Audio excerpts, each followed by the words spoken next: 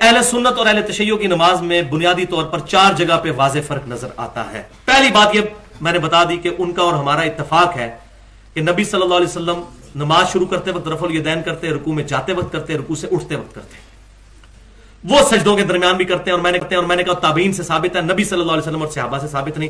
ہم اس پہ بدعت کا فتویٰ نہیں لگاتے. ایک یہ فرق ہو گیا.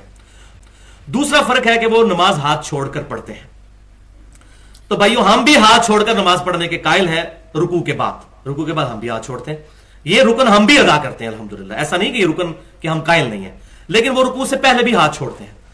اور اہل سنت کی کتابوں میں ایک صحابی ایسے ہیں جو بڑے قریبی ہیں خلفائے راشدین کے اور سیدنا ابو بکر صدیق رضی اللہ تعالیٰ عنہ کے نواسے ہیں، عبداللہ بن زبیر.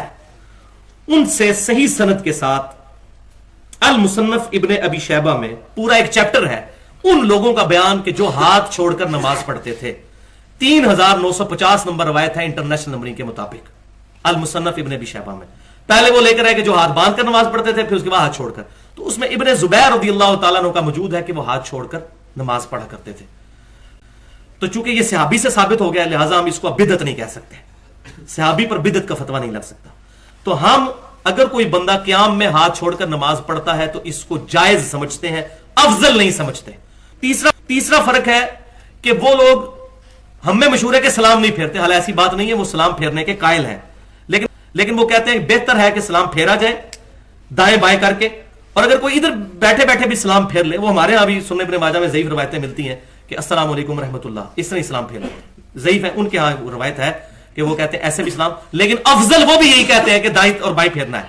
اور جو اس وقت سب سے بڑے مفتی اعظم ہیں ایران کے، جو آیت اللہ خامنائی صاحب، جو خمینی صاحب کے بعد، ان کو جس بندے نے خود نماز پڑھتے ہوئے دیکھا ہے، ثاقب اکبر صاحب، جو اس وقت اہل تشیع کی بڑی ڈومیننٹ پرسنالٹی ہیں اور وہاں سے کم یونیورسٹی سے پڑھ کے ہیں، وہ کہتے ہیں میں نے خود ان کو نماز پڑھتے دیکھا ہے، وہ سلام پھیرتے تھے. تو یہاں وہی بات ہے کہ ضد میں آ کے اہل تشیع نے سلام پھیرنا ہی چھوڑ دیا ہے. لیکن سلام پھیرتے ہیں، وہ نماز ہمارے نزدیک مکمل ہو جاتی ہے اگر کوئی یوں بھی السلام علیکم رحمۃ اللہ کہتا ہے، کیونکہ نماز اس سے مکمل کرنی ہے. لیکن یہ پھر ایسے کرنا یہ سنت ہے. السلام علیکم کہنا ضروری ہے، تو وہ بھی کہتے ہیں. اور پھر وہ سجدوں میں رفع الیدین کرتے ہیں، تو میں نے کہا تابعین سے ثابت ہے. اور وہ سلام کے بعد 3 دفعہ ایسے سے کرتے ہیں. تو ہم سمجھتے ہیں نماز میں کر رہے ہیں، وہ نماز کے بعد کرتے ہیں اللہ اکبر اللہ اکبر اللہ اکبر. تو وہ ہم بھی قائل ہیں. بخاری اور مسلم کی حدیث ہے کہ آپ صلی اللہ علیہ وسلم فرض نماز کے فوراً بعد اللہ اکبر بلند آواز سے پڑھتے تھے. یہ ان کے یہاں بھی روایت ملتی ہے. تو وہ 3 دفعہ پڑھتے ہیں اللہ اکبر اللہ اکبر اللہ. وہ نماز کا حصہ نہیں ہوتا، نماز کے بعد پڑھ رہے ہوتے ہیں. اب یہ آپ ان کی کتابیں پڑھیں، ان سے بیٹھیں گے تو پھر بات پتہ چلے گی. لہذا تقریباً میں سمجھتا ہوں کہ ایٹ لیسٹ جو حنبلی، شافعی، مالکی اور اہل حدیث سلفی، ان کی نماز اور اہل تشیع کی نماز ایک ہے. اور ساری کی ساری امت میں اکثریت کی نماز یہی ہے جو اہل تشیع اور اہل سنت میں الحمدللہ کام. امام مالک ہیں، وہ تو کہتے ہیں کہ میں نے جتنا دین لیا ہے وہ لیا ہی اہل بیت سے. مالکی آج بھی ہاتھ کھول کے نماز پڑھتے ہیں. لہذا مرنا ہے، قبر کی 4 دیواری میں جانا ہے، امام اس سے بنانا جو تیری بخشش کروا سکے. اتنا اہم ہے امام، اتنی ضرورت ہے مذہب میں امام کی. میں بات آسان کر دیتا ہوں تاکہ پچیتی زمیندار بندوں تک بات پہنچے. جو بندہ یہاں ہاتھ رکھ کے نماز پڑھتا ہے وہ اپنی مرضی سے نہیں پڑھتا، اپنے امام کے کہنے پہ پڑھتا ہے. ایسے میں ٹھیک کہہ رہا ہوں، تھوڑی ہوں ہاں تو آپ کریں گے نا. یہ جس نے یہاں ہاتھ رکھے اس نے اپنی مرضی سے رکھے. اسے کس نے کہا؟ کیونکہ اس نے تو نبی دیکھا ہی نہیں. اس کے امام نے کہا کہ نبی یہاں ہاتھ رکھ. ڈاکٹر صاحب اس نے یہاں رکھ لی. جس نے یہاں رکھے اسے کس کے کہنے پہ؟ جس نے یہاں رکھے، جس نے کھول کے پڑھی، امام کے کہنے پہ نا. اب ہم میں سے کسی نے نبی دیکھا نہیں، ہم نے اپنے اپنے اماموں سے پوچھا کہ نبی کیسے پڑھتے تھے. ایک امام نے کہا یہاں ہاتھ رکھتے تھے، ایک نے کہا نہیں یہاں رکھتے تھے، ایک نے کہا یہاں ہاتھ رکھتے تھے، ایک نے کہا کھول.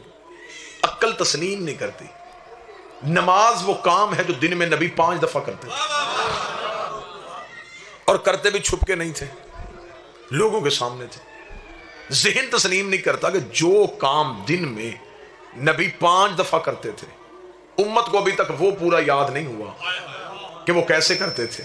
کس قوم سے آپ ولی اللہ منوا رہے ہیں جو کام دن میں نبی نے 5 دفعہ کیا، ابھی تک یہ اس پہ جھگڑ رہے ہیں. غدیر تو ایک دن آیا تھا، غدیر میں سارے مسلمان اکٹھے کیسے ہو جاتے؟ ابھی تو یہ نماز میں اکٹھے نہیں ہوئے. کوئی کہتا یہاں ہاتھ رکھتے تھے، کوئی کہتا یہاں ہاتھ رکھتے. یہ جو فرق آیا نا اماموں کا، جھگڑا شیعہ سنی کا نہیں، جھگڑا ہے اماموں کا. ایک امام نے یہاں رکھوا دیے، ایک نے یہاں رکھوا دیے، ایک نے یہاں رکھوا دیے، ایک نے کھلوا دیے. یہ جو فرق تھا اسی فرق سے فرقے بن گئے. جس نے جس فرق کو سچا سمجھا اس نے کہا میرا فرقہ سچا ہے. آج یہ فلاں کی مسجد، یہ فلاں کی مسجد، یہ فلاں کی مسجد، یہ فلاں کی مسجد، ایک گاؤں 8 مسجدیں، 8 کی 8 میں نماز اللہ کی ہو رہی ہے، لیکن 8 کے امام علیحدہ ہیں. میں ٹھیک کہہ رہا ہوں یا غلط کہہ رہا ہوں؟ ہر ایک مسجد بنی ہے امام کے نام پہ، اللہ کے نام پہ مسجدیں نہیں بنی، اماموں کے نام پہ مسجدیں بن گئی. یہ فلاں مسلک کی ہے، یہ فلاں مسلک کی ہے، یہ فلاں مسلک کی ہے. 1400 سال ہو گئے مسلمان گردنیں کاٹ رہے ہیں، تیری نماز غلط ہے، تیرا روزہ غلط ہے، تیرا وضو غلط ہے، میری نماز ٹھیک ہے، میرا روزہ ٹھیک ہے، میرا وضو ٹھیک ہے. اب یہ بحث نہ کرو کہ نماز کس کی ٹھیک ہے، پہلے یہ پتہ کرو امام کس کا ٹھیک. جس کا امام ٹھیک ہوگا اس کے عمل ٹھیک ہوں. اگر امام ہی غلط ہوا تو پھر اس کا مطلب ہے کہ بنیاد ہی غلط ہو جائے گی. کو بات سمجھ میں آ رہی ہے یا نہیں آ رہی؟ اب اماموں کا کام تھا ہم تک دین پہنچانا.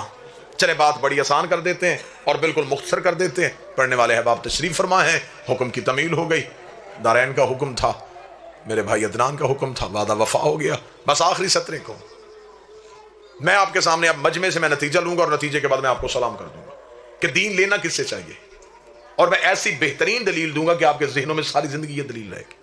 میں آپ کے سامنے تقریر کر رہا ہوں، 35-40 منٹ تقریر کرنے کے بعد میں اعلان کروں کہ جو میں نے تقریر کی ہے میرے مجمع سے کوئی بندہ اٹھ کے مجھے لفظ بلفظ سنائے. ایسا ہو سکتا ہے؟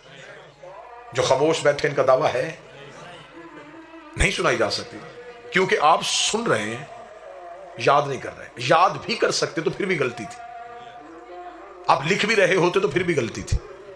لہجے کی روانی وہ نہیں ہے، لفظوں کی ترتیب وہ نہیں ہے، الفاظ کا استعمال وہ نہیں ہے. ایسا ہی ہے. میں 35 منٹ تقریر کروں تو اتنے بندے بھول سکتے ہیں اور اگلے لمحے پہ بھول سکتے ہیں. میں اس سے سادہ دلیل اور اس سے آسان مثال میں نہیں دے سکتا. مجھ جیسے طالب علم کی 35 منٹ کی تقریر اتنے پڑھے لکھے بندوں کو یاد نہیں ہو سکتی، تو نبی کی 23 سال کی تبلیغ چند دن پہلے بت چھوڑنے والے بندوں کو یاد کیسے ہو؟ مثال بڑی آسان اور اسی سے میں نتیجہ دے دوں. میں تقریر کروں، میں تقریر کرنے کے بعد میں چلا جاؤں. تقریر میری ایک تھی، یہ 150 بندے نے سنی. یہ لوگ اپنے اپنے گھروں میں گئے. کسی نے پوچھا کہاں گئے تھے؟ جی مجلس پہ گئے تھے. وہاں کون آیا تھا؟ وہاں جو خطیب آیا تھا آصف الوی. کیا پڑھا اس نے؟ اب آپ نے میری تقریر اپنے انداز میں سنائی، آپ نے اپنے طریقے سے سنائی. تقریر میری تھی، سنائی آپ نے. اب آپ نے جب اپنے طریقے سے سنائی تو میری اور آپ کی تقریر میں فرق آ گیا. وہ بات جب اگلے کان تک پہنچی تو تقریر بدل چکی تھی. جس بندے کو آپ نے سنائی وہ مجھے گجرات ایک مجلس میں ملا. اس نے کہا جی آپ مچھیانہ گئے تھے؟ جی گیا تھا. آپ نے یہ تقریر کی تھی؟ میں نے یہ تو نہیں کی تھی. وہ کہے گا جس نے مجھے سنائی اس نے یہ سنائی.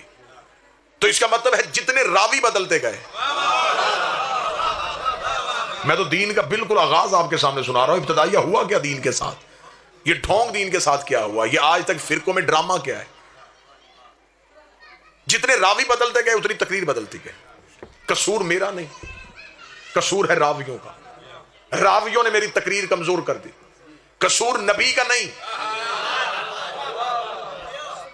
نبی نے ایک دین بنایا تھا، ایک ہی دین بتایا تھا.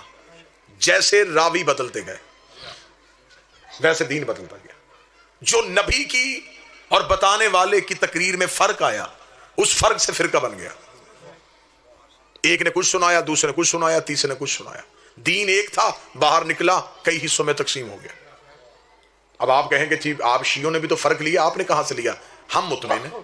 اب میں اپنا اطمینان آپ کو سنانے لگا ہوں اور اتنا اچھے طریقے سے سنانے لگا ہوں کہ میرا خیال ہے کہ پھر پوری زندگی آپ کو یہ جملہ یاد رہے گا. میں نے کہا کہ تقریر آپ لوگوں کو یاد نہیں ہوئی، آپ نے آگے سنائی، فرق آ گیا. ایسا ہی ہے.